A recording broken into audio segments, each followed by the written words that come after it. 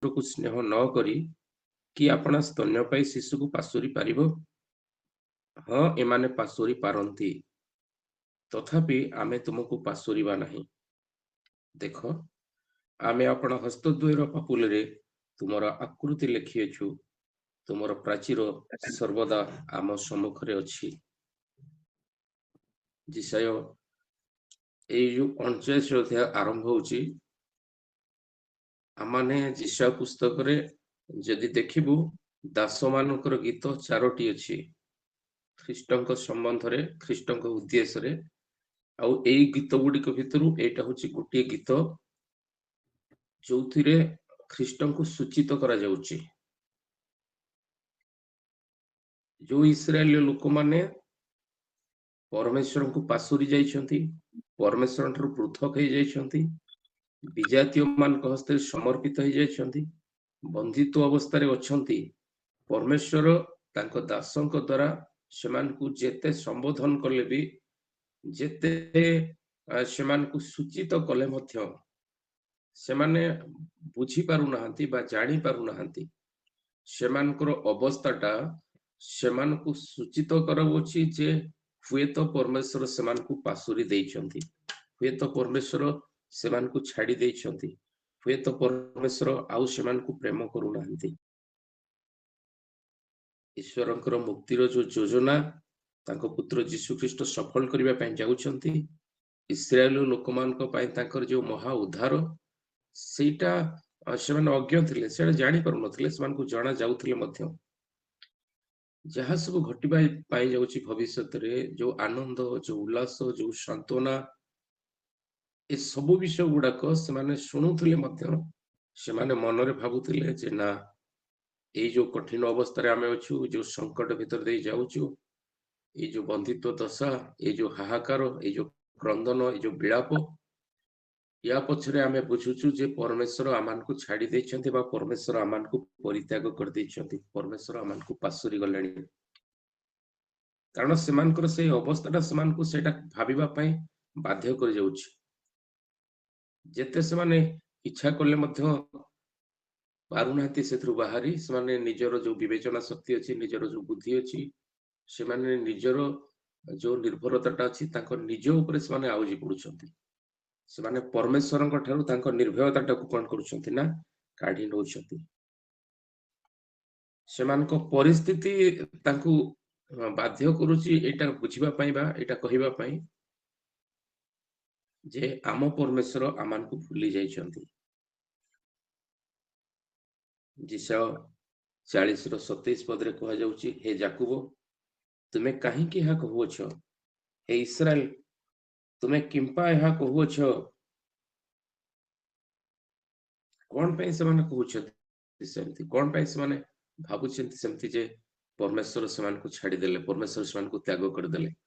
ଆଜି ଅନେକ ସମୟରେ ଆମମାନଙ୍କର ବ୍ୟକ୍ତିଗତ ଜୀବନରେ ଆମମାନେ ମଧ୍ୟ କଣ କରୁ, ଏଇ ପ୍ରଶ୍ନ ଉତ୍ଥାପନ କରୁ ବା ଏଇ ପ୍ରକାର ଭାବରେ ଆମମାନେ ପରମେଶ୍ୱରଙ୍କୁ ଭାବିଥାଉ ଆଉ କହିଥାଉ ଯେ ପ୍ରଭୁ ବୋଧେ ତୁମେ ମତେ ଛାଡି ଦେଇଛ, ପ୍ରଭୁ ବୋଧେ ତୁମେ ମତେ ପାଶୋରି ଦେଲଣି, ତୁମେ ବୋଧେ ମତେ ଆଉ ପ୍ରେମ କରୁନାହ।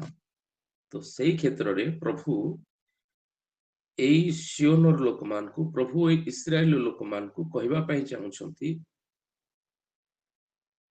ଯେତେବେଳେ କି 14 ପଦରେ ସେମାନେ କହୁଛନ୍ତି ଯେ ସଦାପ୍ରଭୁ ମତେ ତ୍ୟାଗ କରିଅଛି, ସିଓନ କହୁଛି ପ୍ରଭୁ ମତେ ପାଶୋରି ଅଛନ୍ତି। ତାର ପ୍ରତ୍ୟୁତ୍ତରରେ ପ୍ରଭୁ ତାଙ୍କୁ କହୁଛନ୍ତି, ସ୍ତ୍ରୀ ଲୋକ ଆପଣା ଗର୍ଭଜାତ ପୁତ୍ରକୁ ସ୍ନେହ ନ କରିକି ଆପଣା ସ୍ତନ୍ୟପାୟୀ ଶିଶୁକୁ ପାଶୋରି ପାରିବ? ଗୋଟେ ସୁନ୍ଦର ପ୍ରଶ୍ନ ପଚାରିଛନ୍ତି ପ୍ରଭୁ। ପ୍ରଭୁ କହିବା ପାଇଁ ଚାହୁଁଛନ୍ତି ଇସ୍ରାଏଲ ଲୋକମାନଙ୍କୁ ଯେ ଗୋଟେ ମାଟେ ସେ କଣ ତା ପିଲାକୁ, ତାର ଗର୍ଭଜାତ ସନ୍ତାନକୁ ପରିତ୍ୟାଗ କରିପାରିବ? ସେ ପ୍ରଶ୍ନ ପଚାରିବା ଆଳରେ ସେ ଜାଣିବା ପାଇଁ ଚାହୁଁଥିଲେ ଯେ ଇସ୍ରାଏଲ ଲୋକମାନେ ଏହାର ଉତ୍ତର କଣ ଦେବେ। ତାଙ୍କୁ ଗୋଟେ ସନ୍ଦେହାନ ଅବସ୍ଥାରେ ସେ ପକେଇ ଦଉଛନ୍ତି। ଯଦିଓ ସେମାନେ ମନରେ ଭାବିବେ ହଁ ସେ ତ୍ୟାଗ କରିପାରେ ବା ନା ସେ ତ୍ୟାଗ କରେ ନାହିଁ, ମା କେବେ ତା ପିଲାକୁ ଭୁଲେ ନାହିଁ, ତେବେ ସ୍ପଷ୍ଟ ଭାବରେ ସିଧାସଳଖ ଭାବରେ ପ୍ରଭୁ କହିଦେବା ପାଇଁ ଚାହୁଁଛନ୍ତି ଯେ ପାରେ ହୁଏତ ତା ମା संतान को परित्याग कर दे पारे, किंतु मु केबे नुह, मु केबे भी तुमको परित्याग करिवि नाही, मु केबे भी तुमको पासुरिवि नाही, मु केबे भी तुमको छाड़िवि नाही।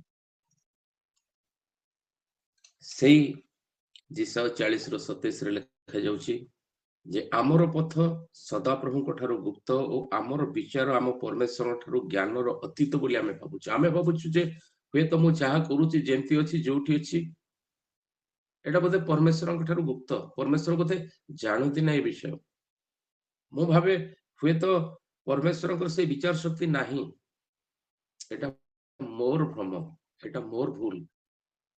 बंधित अवस्था थाए, कष्ट भितर देखि जाऊ थाए, कठिन समस्या भितर देखि जाऊ थाए, जे कोनोसी प्रतिकूल अवस्था भितर देखि जाऊ थे ना काहे कि मते प्रभु देखु थांती, मते प्रभु जानी थांती। हेई पारे से समयटा सेते बेले आसीची जेते बेले कि मु अनुभव करूची बा भाबुची बो निरुत्साहित हे जाउची बा हताशा भितर देखि जाउची, मो भितरे चाप आसुची बा अस्थिरता गुडा को मते घेरी दउची। आउ सेते बेले मु सुनिबा पई चाहूची ईश्वर को अनुजोग पूर्ण शब्द गुडाक। मते लागुची ईश्वर मते छाड़ी देलेनी, मते लागुची ईश्वर हुएत कोठी ना कोठी मते प्रेम करिया पई पासुरी देलेनी। किंतु जिसा तार 15-16 पदरे कहउछंती 49 अध्यायर कौन गोटे स्त्री लोक अपना गर्भजात पुत्र को स्नेह न करी अपना स्तन्य पाई शिशु को पासुरी पारिबो? हाँ पासुरी पारंती, तथापि आमे तुमको पासुरीबा नाही। देखो आमे अपना हस्त देवर पापुली रे तुमर आकृति लेखियो, तुम प्राचीर सर्वदा हम सम्मुख रे अछि। एई पदरे आपण प्रेम शब्द को पाइबे नाही, आदम प्रयोग करा जाय नै प्रेम, किंतु एई अध्यायटरे जेतुला माने देखुछु एठी गोटे श्रेष्ठ घोषणा नाम दिया जायछि। माने एठी ए प्रकार गोटे डिक्लेरेशन करा जाउछि जे परमेश्वर स्पष्ट भाବରେ कहि दउछंती जे मु इस्राएल को परित्याग करि नाही, करि पारिबि नाही। याठू बड़ प्रतिज्ञा और कोठी नाही। से उदाहरण दउछंती, दृष्टांत दउछंती जे जो मां कष्ट सही 10 मास 10 दिन गर्भरे धरी गोटे पिला को जन्म दउछि, से मां ता छुआ को भूली पारे कि? एमाने निरुत्तर हो जाउछंती। सेतबेले से कहछ हां भूली जाई पारे, किंतु तथापि इस्राएल को परमेश्वर परित्याग करिवे नाही। एटा मने रखि थाओ जे आमे तुमको केबे भी परित्याग करिवो नाही, एमाने पासुरी पारंती।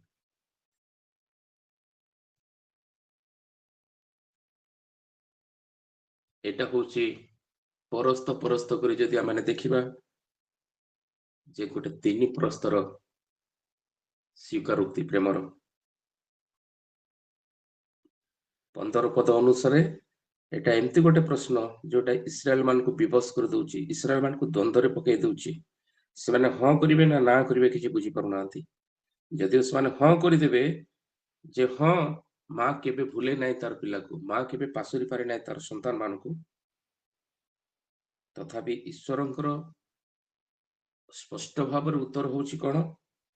सीधा सड़क भाବରେ से जणाई देबा पई चाहउछंती ताଙ୍କ निज भाषा रे जे हां गोटे स्त्री लोक ता शिशु को बा ता संतान को से परित्याग करि पारे, किंतु मो परित्याग करिवि नाही। जो माने गर्भ धारण करिछंती, जो मानकर संतान अछि, से माने जानि छंती जे केमिति गोटे नवजात शिशु ता मार स्तनरु ही आहार शोषे।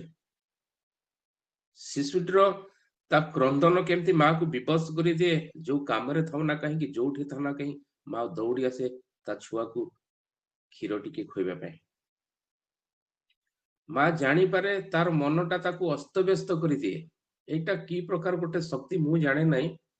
मार तार शरीर भितरे जेमती गोटे आमे कहू जे विघटन घटे, से निजे माने अनुभव कर दे पारे जो मु पिला को खुआइबार समय हो गलानी।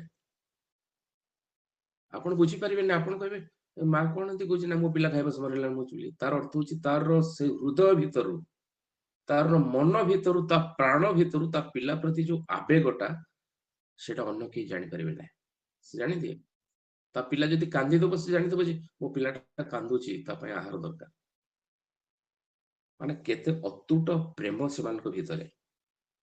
କାହିଁକି ନା ଗର୍ଭ ଭିତରେ ଯେତେବେଳେ ବାପାଙ୍କ ଭ୍ରୂଣ ପଡିଲା, ଆଉ ଯେବେଠୁ ତାର ଭ୍ରୂଣଟା ସଞ୍ଚରିତ ଆରମ୍ଭ ହଉଛି, ଯେତେବେଳେ ତା ଭିତରେ ସେ ବୃଦ୍ଧି ପାଇବା ଆରମ୍ଭ କରୁଛି, ପିଲାଟା ରହିବା ପରଠାରୁ ଯେତେବେଳେ ତା ଭିତରେ ତାର ଗଠନ ଆରମ୍ଭ ହଉଛି, ସେବେଠୁ ମାର ସମସ୍ତ ବିଷୟ ଗୁଡାକ ଯାହା ସେ କରେ କାର୍ଯ୍ୟରେ, ଯାହା ସେ ଭାବେ, ସବୁର ପ୍ରଭାବଟା ଶିଶୁ ଉପରେ ପଡେ। ଦୁଇଟା ଯାକ ଅଙ୍ଗାଙ୍ଗୀ ଭାବରେ ସେମାନେ ଜଡିତ। ଆଉ ଯେତେବେଳେ ପିଲା ବାହାରକୁ ପଳେଇ ଆସେ, ପିଲାଟା ଜନ୍ମ ହେଇଯାଏ, ସଙ୍ଗେ ସଙ୍ଗେ ପିଲା ମାର ସ୍ତନ ଚୁଷିବା ପାଇଁ ଲାଗେ, ମା ନିକଟକୁ ଦୌଡିଯାଏ ନାହିଁ। କାରଣ ସେ ଚାଲି ପାରୁନାହିଁ, ଉଠି ପାରୁନାହିଁ, ବୁଲି ପାରୁନାହିଁ, କିଛି କରିପାରିବ ନାହିଁ। କିନ୍ତୁ ତତ୍କ୍ଷଣାତ୍ ଗୋଟିଏ ବିଷୟ କଣ, ମାର ହୃଦୟ, ମାର ଛାତି, ମାର ବକ୍ଷ ତାକୁ ଆଉଜେଇ ନିଏ, ଆଉ ସେଇଠୁ ସେ ସ୍ତନ୍ୟପାନ ବା ଆହାର ଖାଏ। ଏଇ ପ୍ରକାର ଗୋଟେ ମା ହୁଏତ ପ୍ରଭୁ କହୁଛନ୍ତି ତା ଶିଶୁକୁ ଭୁଲି ଯାଇପାରେ। ଏ ଇସ୍ରାଏଲ ଲୋକମାନେ ମନେ ରଖ, କିନ୍ତୁ ମୁଁ କେବେ ବି ତୁମକୁ ଭୁଲିବି ନାହିଁ, ମୁଁ କେବେ ବି ତୁମକୁ ପରିତ୍ୟାଗ କରିବି ନାହିଁ। ଅତି ନିଷ୍ଠୁରତା ଭାବରେ, ଅତି ନିର୍ଦ୍ଦୟ ଭାବରେ ପିଲାମାନେ କାନ୍ଦୁଥିଲେ ବି ଆଜି ଅନେକ ମା ମାନେ କଣ କରନ୍ତି ନାହିଁ, ସ୍ତନ ପାନ କରନ୍ତି ନାହିଁ। ବ୍ୟଥା ଲାଗେ, କଷ୍ଟ ଲାଗେ, କିନ୍ତୁ ପ୍ରଭୁ କହୁଛନ୍ତି ସେଇ କ୍ଷେତ୍ରରେ ମନେ ରଖନ୍ତୁ ଯେ ଏଇ ମା ହୁଏତ ତା ପିଲାକୁ ଭୁଲି ଯାଇପାରୁଛି, ତା ପିଲାର କ୍ରନ୍ଦନ ଦେଖିକି ରହିଯାଇପାରୁଛି କୌଣସି ନା କୌଣସି କାରଣରୁ। ମୁଁ ତ ଦାୟୀ କାହାକୁ କରିବି ନାହିଁ, ଆପଣମାନେ ବୁଝିପାରୁଥିବେ। କିନ୍ତୁ ମୁଁ କେବେ ବି ତୁମକୁ ପରିତ୍ୟାଗ କରିବି ନାହିଁ, ମୁଁ କେବେ ତୁମକୁ ପାଶୋରିବି ନାହିଁ। ମାର ଯୋଉ ମମତାଟା, ମାର ଯୋଉ ସ୍ନେହଟା ତା ପିଲା ପାଇଁ ତାକୁ ସବୁ କରିବା ପାଇଁ ବାଧ୍ୟ କରେ। ଯଦିଓ ମା ଠାରେ ସେ ସକ୍ଷମତା ନଥାଏ, ଯଦିଓ ମା ଦୁର୍ବଳ ଥାଏ, ମା କିଛି କରିପାରେ ନାହିଁ, କିନ୍ତୁ ମାର ଯୋଉ ସ୍ନେହଟା, ମାର ଯୋଉ ପ୍ରେମଟା ତା ପିଲା ପାଇଁ ପ୍ରାଣ ଦେବା ପାଇଁ ମଧ୍ୟ ପଛାଏ ନାହିଁ। ଆପଣ ମନେ ରଖନ୍ତୁ, ଯୀଶୁ ଖ୍ରୀଷ୍ଟ ଯେତେବେଳେ କ୍ରୁଶାରୋପିତ ହେବା ପାଇଁ ଯାଉଛନ୍ତି, ଯୀଶୁ ଖ୍ରୀଷ୍ଟଙ୍କୁ ଯେତେବେଳେ ବନ୍ଦୀ କରି ନିଆଯାଉଛି, ଶିଷ୍ୟମାନେ ସମସ୍ତେ ଭାଙ୍ଗି ପଡୁଛନ୍ତି। କିନ୍ତୁ ସେଇ ସମୟରେ ଗୋଟେ ମାକୁ ଆପଣ ଦେଖୁଥିବେ, ମରିୟମକୁ ଆପଣ ଦେଖୁଥିବେ, କ୍ରୁଶ ନିକଟରେ ଯୀଶୁଙ୍କ ପାଦ ତଳେ ଠିଆ ହେଇଛନ୍ତି। ସେ ହଉଛନ୍ତି ମା। ଯେକୌଣସି ପରିସ୍ଥିତିକୁ ସାମ୍ନା କରିପାରିବାର ସକ୍ଷମତା, ଯେକୌଣସି ସମୟକୁ ସମ୍ମୁଖୀନ ହେବାର ସକ୍ଷମତା ତାଠାରେ ଅଛି। ମୋ ପୁଅ। କିନ୍ତୁ ଇସ୍ରାଏଲ ଲୋକମାନଙ୍କୁ ସୂଚିତ କରାଇଦେବା ନିମନ୍ତେ, ଇସ୍ରାଏଲ ଲୋକମାନଙ୍କୁ ଜଣାଇ ଦେବା ନିମନ୍ତେ ପ୍ରଭୁ କଣ କରୁଛନ୍ତି, ଯିଶାୟଙ୍କ ଦ୍ୱାରା ଏଇ କଥା କହିବା ପାଇଁ ଚାହୁଁଛନ୍ତି। ଏଇ ଲୋକମାନଙ୍କୁ କୁହ, ମୁଁ ଯଦିଓ କହୁଛି ଯେ ମୁଁ ତୁମକୁ ସାନ୍ତ୍ୱନା କରିବି, ମୁଁ ଯଦିଓ କହୁଛି ମୁଁ ତୁମକୁ ଉଦ୍ଧାର କରିବି, ମୁଁ ଯଦିଓ କହୁଛି ମୁଁ ତୁମମାନଙ୍କୁ ସେ ଦେଶରୁ ମୁକୁଳାଇ ଆଣିବି, ତୁମର ବନ୍ଧିତ ଦେଶ ଫେରାଇ ଦେବି, ତଥାପି ଏମାନେ ବିଶ୍ୱାସ କରୁନାହାନ୍ତି, ତଥାପି ଏମାନେ ମୋ ଉପରେ ନିର୍ଭର କରୁନାହାନ୍ତି। ସେମାନେ ନିଜର ଜ୍ଞାନ, ନିଜର ବୁଦ୍ଧି, ନିଜର ବାହୁ ନିଜ ଉପରେ ସବୁବେଳେ ଆଉଜି ପଡୁଛନ୍ତି। ଏମାନଙ୍କୁ କୁହ, ଆରେ ମା ହୁଏତ ତା ପିଲାକୁ ପରିତ୍ୟାଗ କରିଦେଇପାରେ, ପାଶୋରି ଦେଇପାରେ, ସ୍ତନ୍ୟ ପାଇଁ ଶିଶୁକୁ ଛାଡି ଦେଇପାରେ, ଆମେ କେବେ ବି ଛାଡିବା ନାହିଁ, ଆମେ କେବେ ବି ତାକୁ ପରିତ୍ୟାଗ କରିବା ନାହିଁ। ଆମର ଯୋଉ ସମାଜରେ ଆମେ ରହୁ, ସେ ସମାଜରେ ଗୋଟେ ପ୍ରଥା ଅଛି, ଯେତେବେଳେ ପ୍ରଥମ ଥର ମାଟି ଗର୍ଭବତୀ ହୁଏ, ଭାରି ଖୁସି ସବୁ ଲୋକମାନେ ହେଇଯାଆନ୍ତି, ବନ୍ଧୁବାନ୍ଧବ ମାନେ ବି ଖୁସି ହୁଅନ୍ତି, ପିଠାପଣା ବି ହୁଏ, ପିଠାପଣା ବି ନିଆଯାଏ। ପ୍ରଥମ ଥର ଯେତେବେଳେ ସ୍ତ୍ରୀ ଲୋକଟି ଗର୍ଭବତୀ ହୁଏ, ଆଉ ସ୍ୱାମୀ କି କୁହେ, ଜାଣିଛ ମୁଁ ମା ହବାକୁ ଯାଉଛି, ତା ଭିତରେ ଏଇ ଯୋଉ ଆନନ୍ଦଟା ମାନେ ଗୋଟେ ଅଫୁରନ୍ତି ଆନନ୍ଦ। ଆପଣ ଦେଖୁଥିବେ ସେ ବାନ୍ତି କରୁଥିବ, ଆପଣ ଦେଖୁଥିବେ ସେ କଷ୍ଟ ଅନୁଭବ କରୁଥିବ, ପେଟକୁ ଧରି ପକଉଥିବ, ଏମିତି ହଉଥିବ। କିନ୍ତୁ ଆପଣ ଯେତେବେଳେ କଣ ହେଇଗଲା, କଣ ହେଇଛି, କଣ ନାହିଁ, କଣ ହେଲା କି ତମର, ଏମିତି କହିବେ, ତାପରେ କିଛି ସମୟ ପରେ ସେ କହିବ, ଜାଣିଛ ମା ହବା ପାଇଁ ଯାଉଛି। ତାର ବ୍ୟଥାଟାକୁ, ତାର କଷ୍ଟଟାକୁ ସେ ତା ମନ ଭିତରେ ଚାପିକି ରଖିଦବ। ସେ ଗୋଟେ ଆନନ୍ଦ ଅନୁଭବ କରିବ ଯେ ଗୋଟେ ମା ମୁଁ। କାହିଁକି? ମୋ ଭିତରେ ଗୋଟେ ଶିଶୁ ଅଛି, ମୋ ଭିତରେ ଗୋଟେ ପିଲା ଜନ୍ମ ନେବା ପାଇଁ ଯାଉଛି, ମୋ ଭିତରେ ଗୋଟେ ଭ୍ରୂଣ ସଞ୍ଚାରିତ ହେବା ପାଇଁ ଯାଉଛି, ମୋ ଭିତରେ ଗୋଟେ ମାନେ ଫାଉଣ୍ଡେସନ ପଡିବା ପାଇଁ ଯାଇଛି, ଯୋଉଟାକୁ ମୁଁ କହୁଛି ଗୋଟେ ଫର୍ମ ହବ ସେଟା ମୋ ଭିତରେ। ସେ ଯୋଉ ଆନନ୍ଦ କଷ୍ଟ ଭିତରେ ଥାଇକି ସେ ଅନୁଭବ କରୁଛି, ଗୋଟେ ନାରୀ ଗୋଟେ ମାତୃତ୍ୱ ଲାଭ କରିବା ପାଇଁ ଯାଉଛି, ସେତେବେଳେ ତା ପିଲା ପାଇଁ ସେ ତାକୁ ଯେତେ ପ୍ରକାର ସୁରକ୍ଷା ସବୁ ଦେବା ପାଇଁ ପାରୁଛି, ସବୁ ଦଉଛି ମଧ୍ୟ, ଯେମିତି ମୋ ପିଲା ପ୍ରତି କୌଣସି କ୍ଷତି ପହଞ୍ଚିବ ନାହିଁ। ଆପଣ ଯଦି ଡାକ୍ତରଙ୍କ ପରାମର୍ଶ ନେବେ, ସେ ମଧ୍ୟ ଆପଣଙ୍କୁ ଅନେକ ଗୁଡ଼ିଏ କାମ କରିବା ପାଇଁ ମନା କରିବ, ସିଡ଼ି ଚଢିବ ନାହିଁ, ପାଣି କାଢିବ ନାହିଁ, କି ଏମିତି କରିବ ନାହିଁ, ସେମିତି କରିବ ନାହିଁ। ତାର ଅର୍ଥ ମାର ଗର୍ଭରେ ଥିବା ପିଲା ପ୍ରତି ଯେମିତି କୌଣସି ବିପଦ ନ ରହୁ, ମା ଆଉ ପିଲା ଯେମିତି ସୁରକ୍ଷିତ ରୁହନ୍ତୁ। ଏଇଟା ଗୋଟେ ମା ପୁଅ ମଧ୍ୟରେ ଗୋଟେ ଅନାବିଳ ପ୍ରେମକୁ ପ୍ରକାଶ କରୁଛି। ପିଲାଟା ହୁଏତ ବାପାଙ୍କ ଔରସରୁ ବା ବାପାଙ୍କ ବୀଜରୁ ଜନ୍ମ ନେଉଛି ସତ, କିନ୍ତୁ ମାର ଗୋଟେ ଅଂଶ ତା ଭିତରେ ରହିଯାଉଛି। ମା ଆଉ ସନ୍ତାନ ଦୁଇଟା ଯାକ ଏକ ହେଇଯାଉଛନ୍ତି ଯେତେବେଳେ ଠାରୁ ତାର ଗର୍ଭାଶୟରେ ତାର ଭ୍ରୂଣଟା ସଞ୍ଚରିତ ହେବା ଆରମ୍ଭ ହୋଇଛି।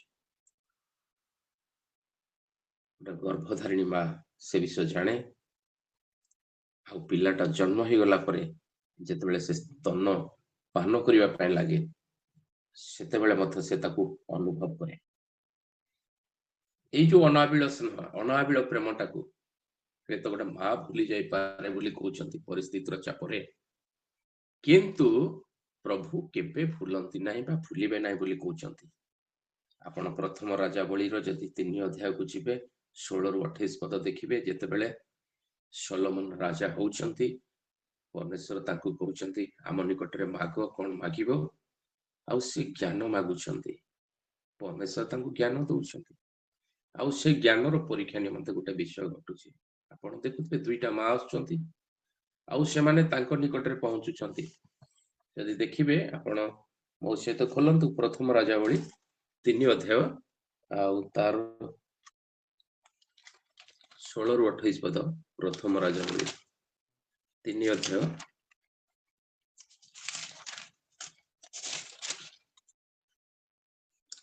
ଏଇଠି ଏମିତି ଲେଖା ହେଇଛି ଗୋଟେ, ଆପଣ ତ ଜାଣିଛନ୍ତି ସେ କାହାଣୀଟି, ଆଉ କହିବା ପାଇଁ ଚାହୁଁନି, ଖାଲି ଏତିକି କହୁଛି ଯେ 23 ପଦରେ କୁହାଯାଉଛି, ରାଜା କହିଲେ ଜଣେ କହୁଛି ଜିଅନ୍ତାଟି ମୋର ପୁଅ, ମଲାଟି ତୁମର ପୁଅ।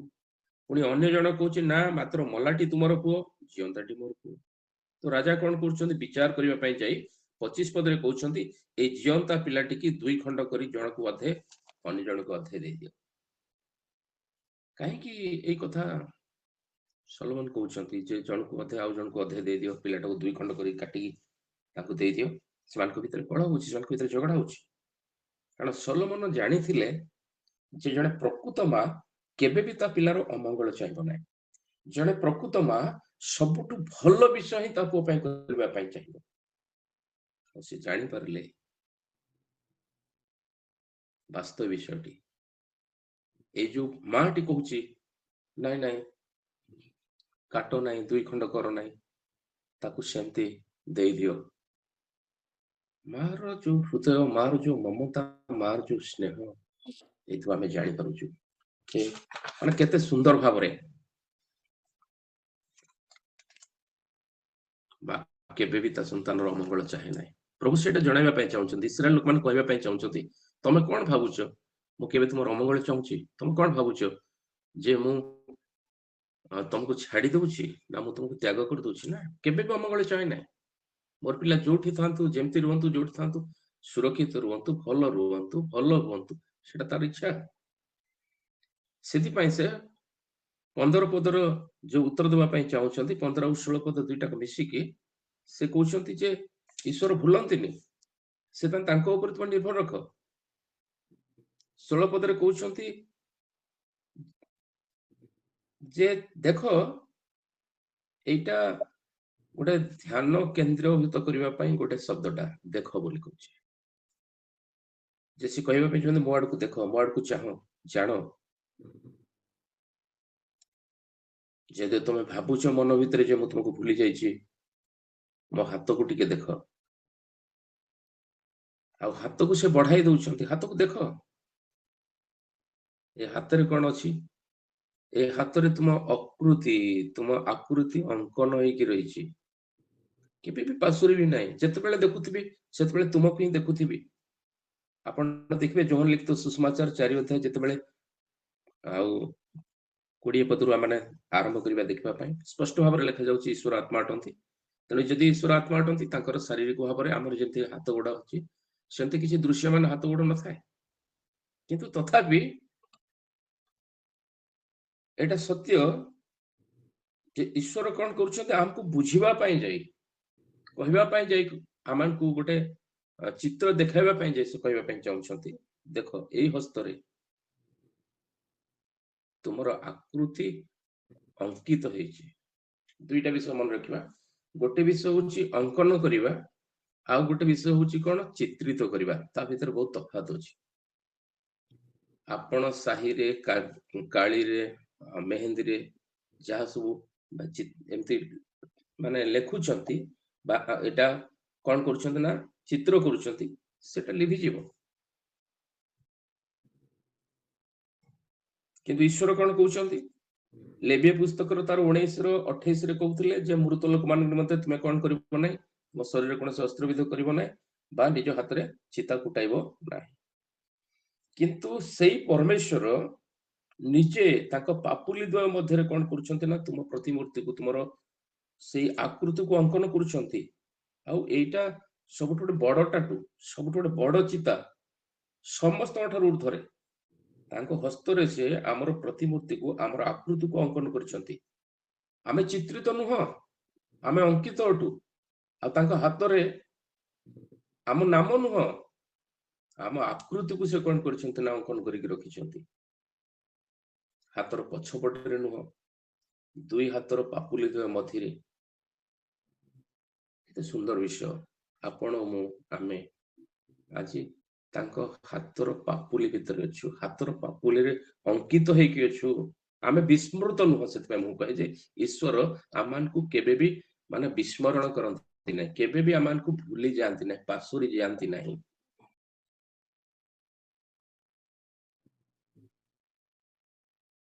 ସେଦିନ ଦକ୍ଷିଣ ପାର୍ଶ୍ୱର ଲୋକମାନଙ୍କୁ ସେ ଯେତେବେଳେ କହିଲେ ଯେ ମୋ ଦକ୍ଷିଣ ପାର୍ଶ୍ୱରେ ମେଷ ଆଉ ଛାଗଳ ବିଚାର ସମ ବିଷୟର କଥା କୁହାଯାଉଛି ଯେ ଦକ୍ଷିଣ ପାର୍ଶ୍ୱରେ ଥିବା ଲୋକମାନଙ୍କୁ ମେଷମାନଙ୍କୁ ସେ ଆପଣା ଦକ୍ଷିଣ ହସ୍ତପଟେ ରଖିଲେ, ଛାଗମାନଙ୍କୁ ଆପଣା ବାମ ହସ୍ତପଟେ ରଖିଥିଲେ।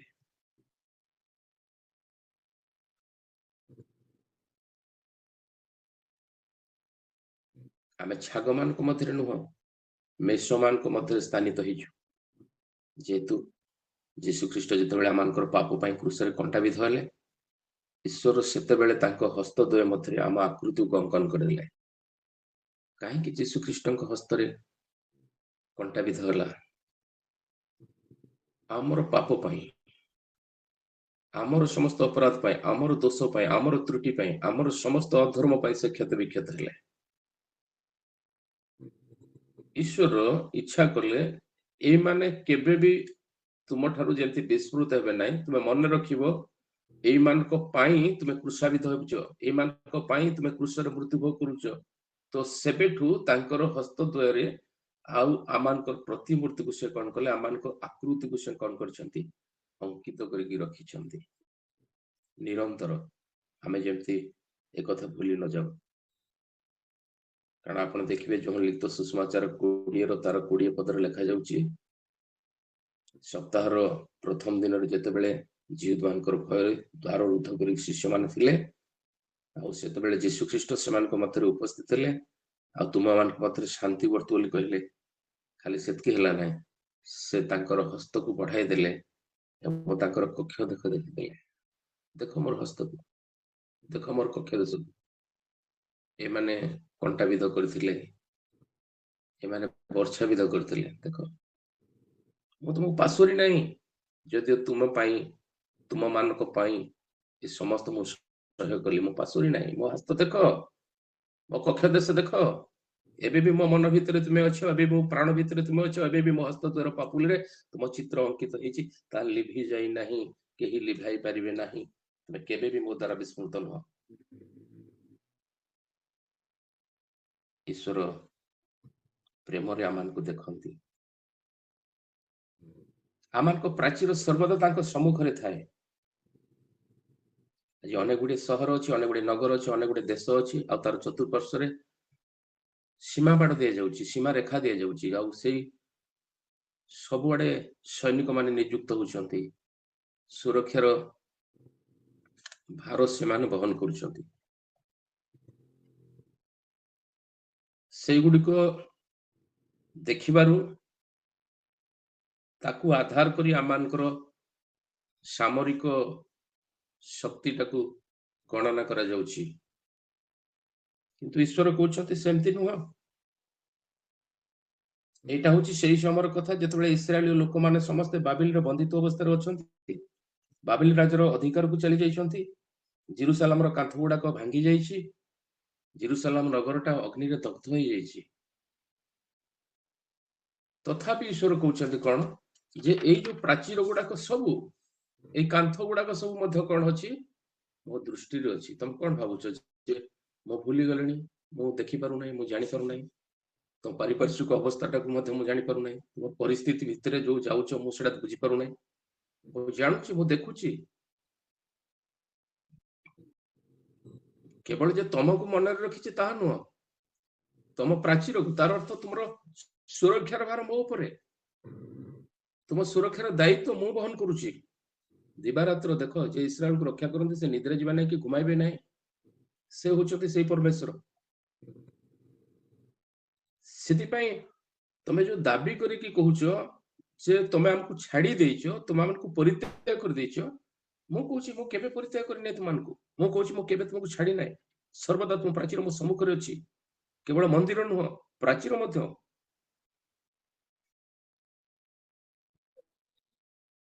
ईश्वर आमानकर आत्मिक जीवन प्रति जतिकी चिंतित आमानको शारीरिक जागतिक जीवन पाई मध्य सेतिकी चिंतित आमानको चतुर्पार्श्वर सीमा गुड़िक जतिकी चिंतित आम निज व्यक्तिगत जीवन पाई मध्य सेतिकी से चिंतित